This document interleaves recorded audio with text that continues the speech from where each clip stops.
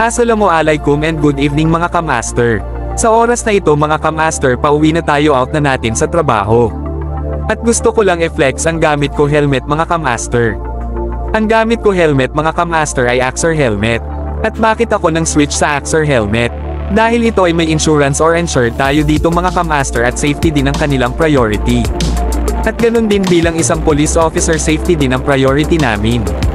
Kaya ano pa hinihintay mo kamaster? Mag-switch ka na sa Axor helmet. Be one of us. Be Axor certified.